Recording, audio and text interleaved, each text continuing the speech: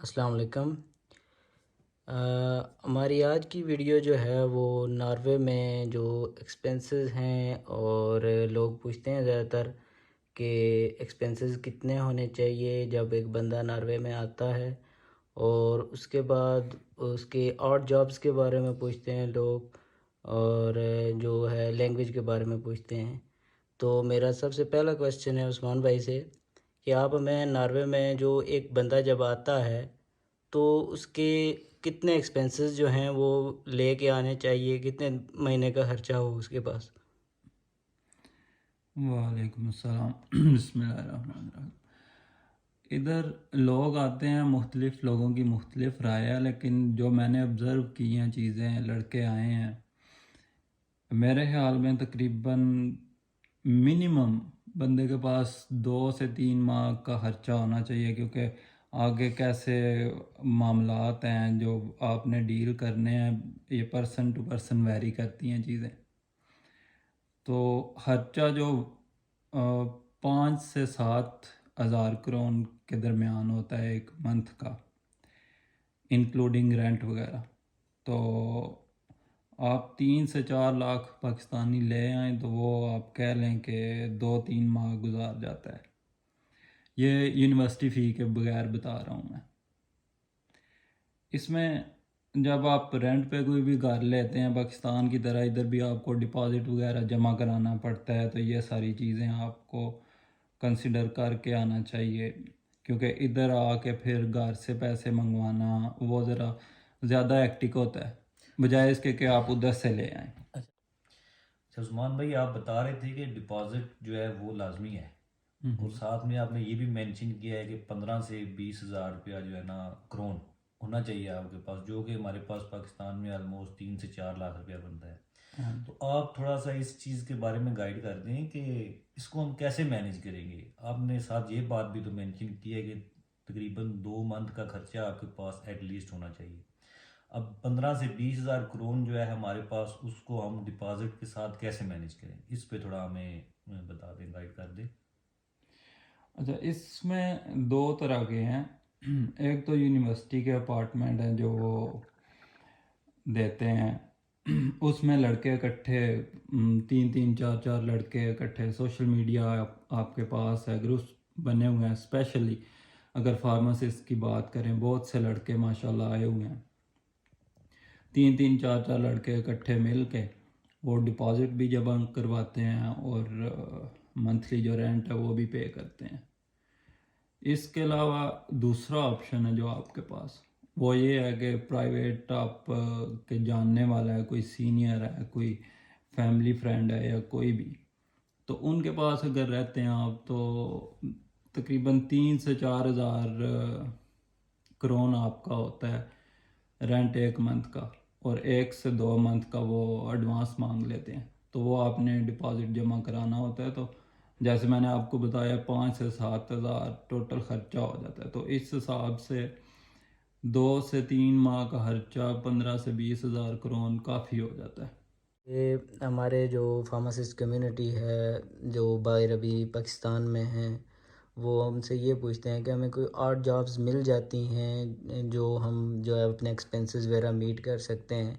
तो उसके बारे में हमें थोड़ा सा गाइड कर दें, वो कैसे मिलती हैं, उसका क्या प्रोसीजर है, ये हमें थोड़ा सा बता दें इसके। अच्छा, आर्ट जॉब की अगर हम बात करें तो मेरे ख्याल से नॉर्वे में आर्ट जॉब ढूंढना कोई इतना मुश्किल काम नहीं है। और स्पेशली अगर हम लेकर चलेंगे बॉयज़ या गर्ल्स को, तो वो भी कोई इतना खास मुश्किल नहीं होता। अब बात यह है कि अगर आपके पास तो परस्यूम नंबर हो, जिसको हम पर्सनल नंबर बोलते होते हैं, अगर वो आपके पास है तो फिर तो कह लें कि जॉब ढूंढना बिल्कुल भी मुश्किल नहीं है। अगर आपके पास पर्सनल नंबर नहीं है, फिर भी जॉब आपको मिल जाती है, मगर कह लें कि वो जॉब आपको फिर पे के हिसाब से वो नहीं, पैकेज अच्छा नहीं कर देते। जैसा कि 1 घंटे के में अगर हम बात करें तो वो 100 क्रोन तक जो है ना वो दे रहे होते हैं। मगर दूसरे नंबर पे अगर हम बात करें कि जब आपका पर्सनल नंबर वगैरह आ जाता है, तो उसमें फिर जो है आपका और आर के हिसाब से पे वो अच्छा करते हैं। उसमें आप 170 से 200 क्रोन तक ऑलमोस्ट ले सकते हैं। इसमें किस तरह की जॉब्स होती हैं, टाइप्स कौन कौन सी हैं जॉब्स की जो हम और जॉब्स में कर सकते हैं। अच्छा, मैंने आपको पहले थोड़ा सा एक सरसरी सी बात आपको बताई है कि अगर हम जब हमारे पास पर्सनल नंबर नहीं होता तो उस वक्त जो हमारे पास जॉब्स होती हैं उसमें कह लें कि हो सकता है किसी बिल्डिंग की सफाई करने वाली हो, जिसको हम अमूमन वास्के की जॉब्स कहते होते हैं। सेकेंडली इसके अलावा कोई देसी रेस्टोरेंट है हमारे पास, कोई पाकिस्तानी भाई हमें मिल जाते हैं, काफ़ी रेस्टोरेंट हैं यहाँ पे पाकिस्तानी लोगों के, वो मिलते हैं तो उनके पास हमें जॉब मिल जाती है। मगर मसला फिर बात वही आकर रुकती है कि वो आपको एज सच अच्छा पैकेजिंग दे रहे होते हैं। वो कह रहे हैं कि आपका बस एक अपना सर्किट चल रहा होता है, गुजारा हो रहा होता है उस पैकेज के ऊपर। तो जब आपका पर्सनल नंबर आ जाता है, आपके पास बैंक अकाउंट आ जाता है, तो उसके बाद आप कह रहे हैं थोड़ी अच्छी जॉब के हामिल हो सकते हैं, आपको जॉब अच्छी मिल जाती है। अब अगर हम पर्सनल नंबर के बाद वाली जॉब्स की बात करते हैं तो उसमें हमारे पास फूडूरा है, जैसा पाकिस्तान के अंदर फूड पांडा की जॉब्स है। ये बहुत अच्छा पैकेज देती हैं, मेरे ख्याल से तो ये सबसे बेस्ट जॉब है जो भी न्यू कमर आते हैं यहाँ पर उनके लिए। और सेकंडली इसके बाद है हमारे पास आवीस। आवीस बेसिकली अखबार की जॉब होती है, वो भी शाम को अमूमन रात को होती है, और संडे का जो रूट होता है वो आपको देते हैं स्टार्ट के अंदर। अब इसके बाद हमारे पास एक और जो सीजनल जॉब आ जाती हैं, उसमें हमारे पास टिकट सेलिंग की जॉब आ जाती है, या फिर हमारे पास मैकडोनल्ड की जॉब आ जाती होती है। ये भी पे अच्छा कर रहे होते हैं। तो मेरे ख्याल से तो ये बड़ी अच्छी एक्सप्लेनेशन दी है मैंने। बाकी अगर आपको कोई है क्वेश्चन है तो मुझे बताएं, मैं आपको उसका भी जवाब देता हूँ। और जॉब्स जो होती हैं उससे जो daily expenses plus in case अगर आप यूनिवर्सिटी में एडमिशन लेना चाहते हैं, फॉर एग्जांपल आपने लेवल 1 की तो आपने घर से पे कर दी है। अब लेवल 2 जब आप लैंग्वेज का करेंगे तो आप घर से तो पैसे नहीं मंगवाएंगे। तो क्या हम 14 से 15 हज़ार वो मैनेज कर सकते हैं इधर काम करके? नजीब भाई, मेरे ख्याल से तो ये कोई इतना बड़ा कह लें कि कोई मुश्किल काम नहीं है। देखें, सबसे पहले तो हमारा जो गोल है वो है स्ट्रोक, हमने लैंग्वेज जो है वो क्लियर करनी है। तो उसके दौरान ही हमें आर्ट जॉब की ज़रूरत पड़ती है। तो आर्ट जॉब करके हम अपना एक्सपेंस जो है ना, अपना जो डेली एक्सपेंस या मंथली एक्सपेंस जिसको हम कहते हैं, वो हम इजीली अफोर्ड कर सकते हैं यहाँ पर।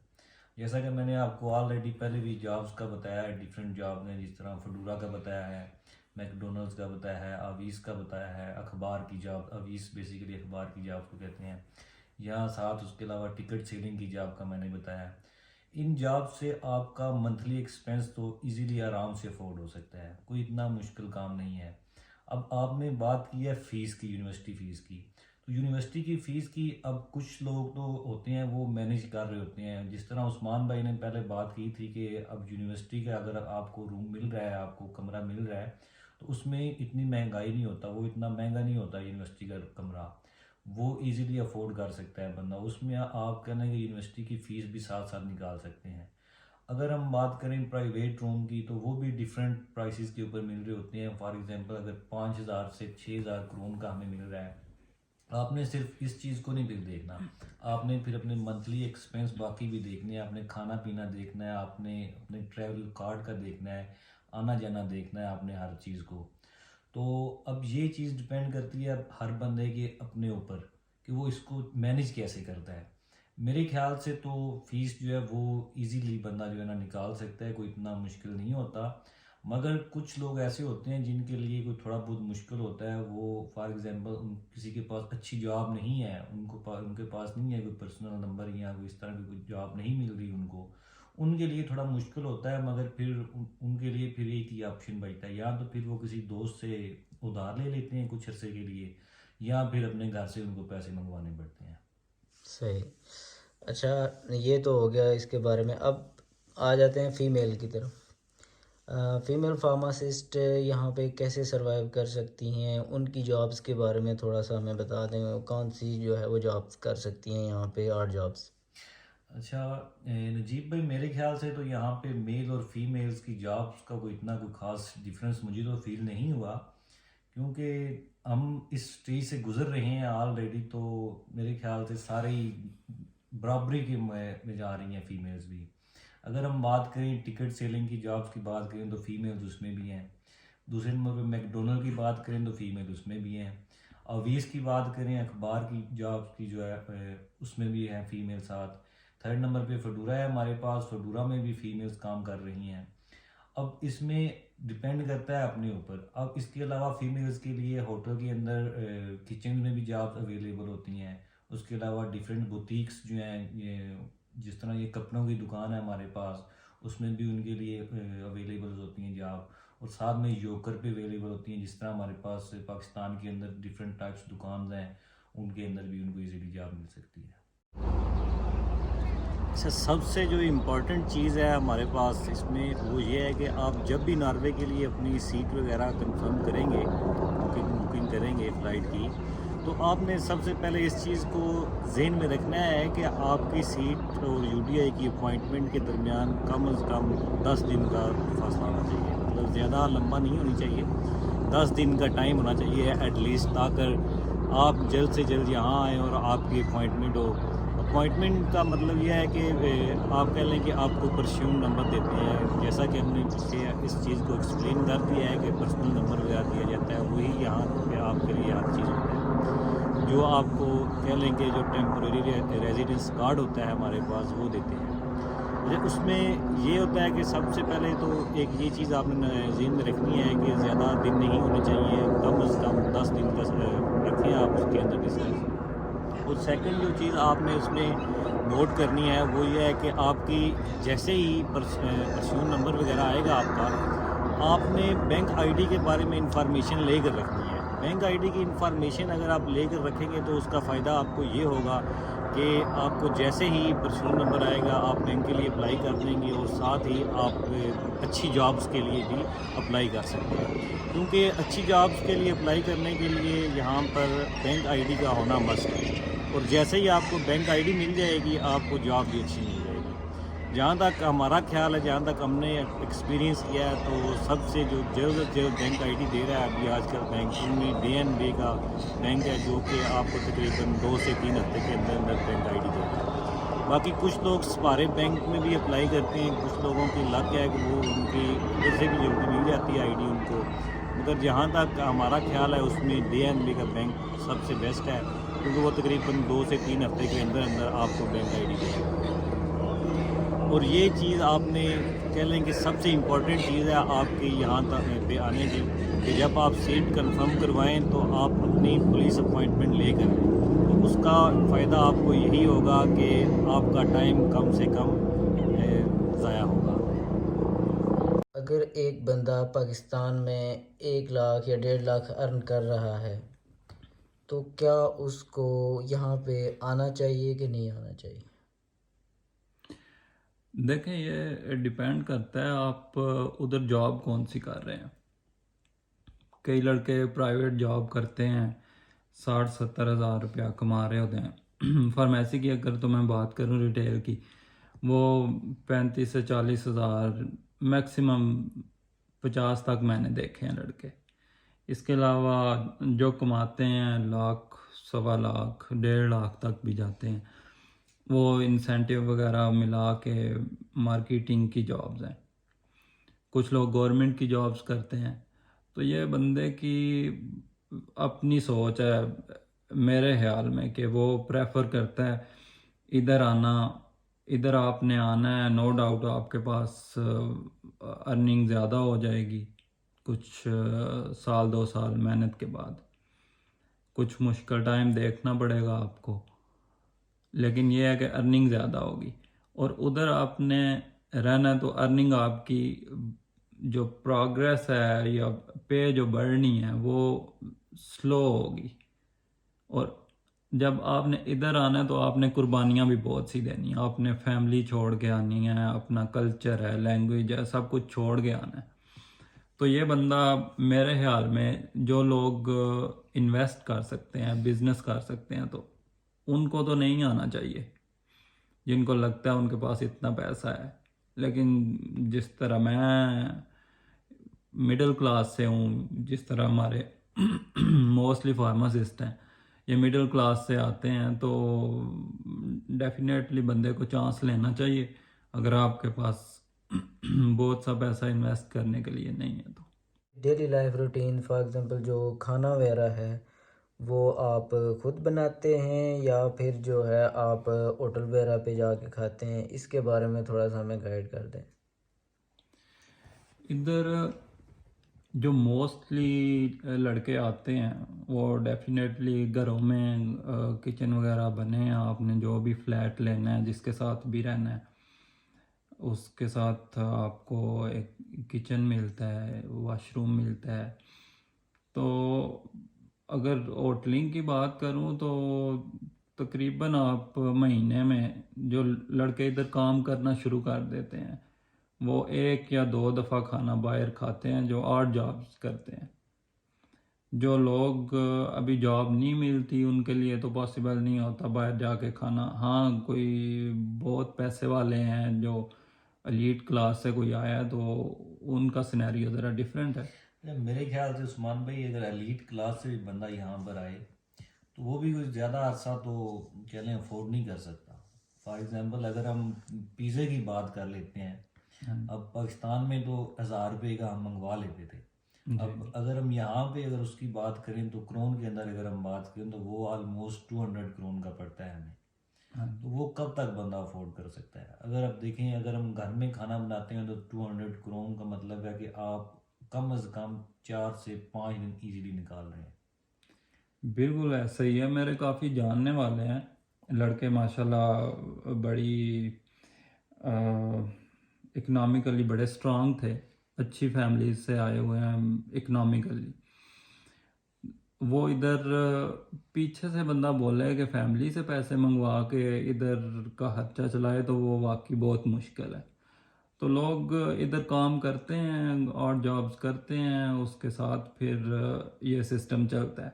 आपको घर पे ही बैठ के खाना बनाना होता है, खुद पकाना होता है। तो मैं तो मशवरा दूंगा कि ज़रूर कुछ ना कुछ पकाना सीख के आएँ।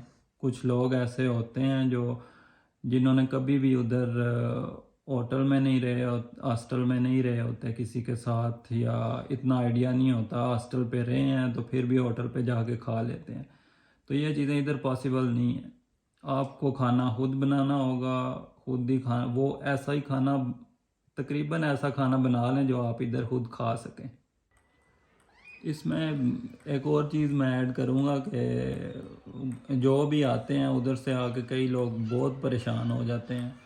बिल्कुल भी आपने ऐसा नहीं सोचना, क्योंकि बहुत फार्मासिस्ट कम्युनिटी बहुत ज़्यादा लोग हैं आप जो इधर आए हुए हैं।